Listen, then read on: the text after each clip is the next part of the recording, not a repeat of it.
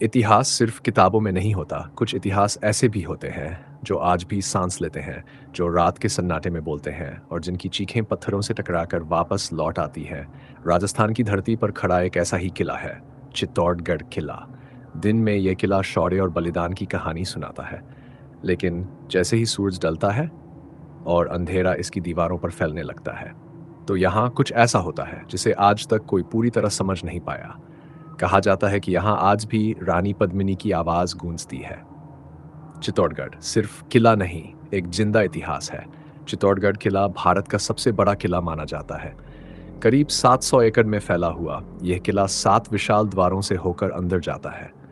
लेकिन इतिहासकार कहते हैं, इस किले की दीवारों में सिर्फ पत्थर नहीं है, इनमें हजारों क्षत्रियों की आहुतियां, वीरों का लहू और रानी पद्मिनी की अंतिम चीख भी कैद है। यही वजह है कि आज भी कई लोग यहाँ रात में जाने से डरते हैं। रानी पद्मिनी, सौंदर्य, साहस और आत्मसम्मान की प्रतीक रानी पद्मिनी, जिनकी सुंदरता की कहानियां दूर दूर तक फैली थीं। कहा जाता है कि उनकी सुंदरता ऐसी थी कि चांद भी उन्हें देखकर शर्मा जाए। जब दिल्ली के सुल्तान अलाउद्दीन खिलजी ने रानी पद्मिनी की सुंदरता के बारे में सुना, तो उसके मन में एक ही इच्छा जागी, मुझे रानी पद्मिनी को देखना है, चाहे इसके लिए युद्ध ही क्यों न करना पड़े।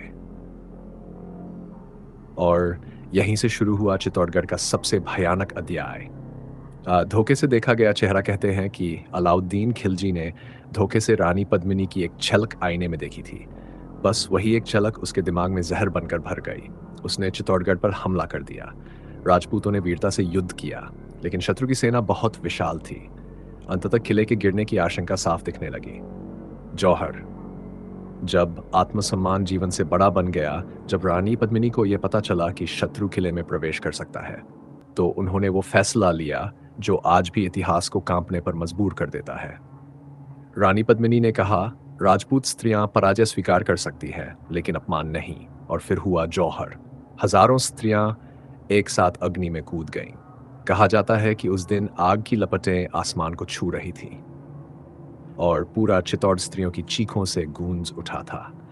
वो रात जो कभी खत्म नहीं हुई। इतिहास कहता है, जौहर के बाद रानी पद्मिनी ने भी अग्नि में प्रवेश कर लिया। लेकिन स्थानीय लोगों की मान्यता है, रानी पद्मिनी की आत्मा उस आग के साथ मुक्त नहीं हो पाई, क्योंकि उनका बलिदान इतना पीड़ादायक था कि उसकी ऊर्जा आज भी इस किले में कैद है।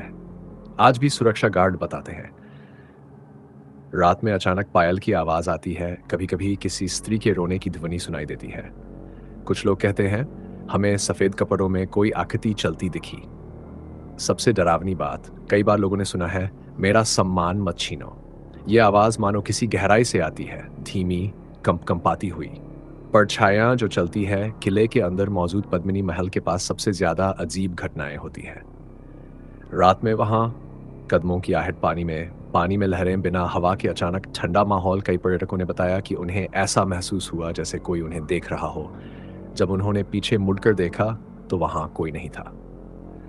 वैज्ञानिक भी नहीं दे पाए जवाब। कई बार जांच की गई, रिकॉर्डिंग उपकरण लगाए गए, कैमरे लगाए गए, लेकिन हैरानी की बात यह है, कैमरे तो सब ठीक दिखाते हैं, लेकिन ऑडियो रिकॉर्डिंग में अजीब फुसफुसाहटें कैद होती है, जिनकी कोई स्पष्ट भाषा नहीं होती, लेकिन भावनाएं बहुत गहरी होती है।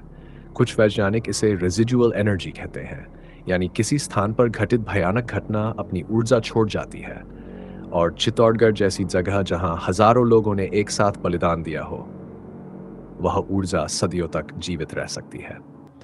स्थानीय लोगों की चेतावनी। चित्तौड़गढ़ के आसपास रहने वाले लोग आज भी एक बात मानते हैं, सूरज डलने के बाद किले में मत रुको। कई गार्ड तो आज भी पूरे किले के अंदर रात की ड्यूटी नहीं करते। कुछ बताते हैं कि अगर कोई जोर से हंसे या मजाक उड़ाए तो किसी अनदेखी शक्ति का क्रोध महसूस होता है। क्या रानी पद्मिनी आज भी पहरा देती हैं? कुछ लोगों का मानना है, रानी पद्मिनी की आत्मा आज भी चित्तौड़गढ़ की रक्षा कर रही है। वो नहीं चाहती कि कोई इस पवित्र भूमि का अपमान करे, इसलिए जब भी कोई गलत इरादे से आता है तो उसे डराने वाली घटनाएं होती हैं। आज भी गूंजती है वो आवाज।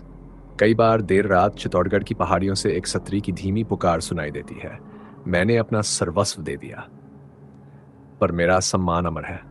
ये कोई कहानी नहीं, ये वो अनुभव है जो आज भी लोग बताते हैं। सवाल जो आज भी अनुत्तरित है, क्या आत्माएं सच में होती हैं? क्या बलिदान की ऊर्जा मरती नहीं? क्या इतिहास कभी सच में खत्म होता है?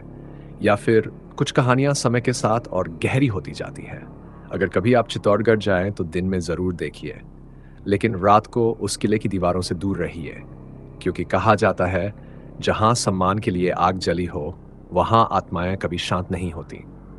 अगर आपको इतिहास, रहस्य और डरावनी सच्ची कहानियां पसंद हैं, तो ऐसे ही अनसुने रहस्यों के लिए जुड़े रहिए रहस्य कार्तिकेय चैनल के साथ, क्योंकि हम सिर्फ कहानियां नहीं सुनाते, हम इतिहास के अंधेरे पन्ने खोलते हैं।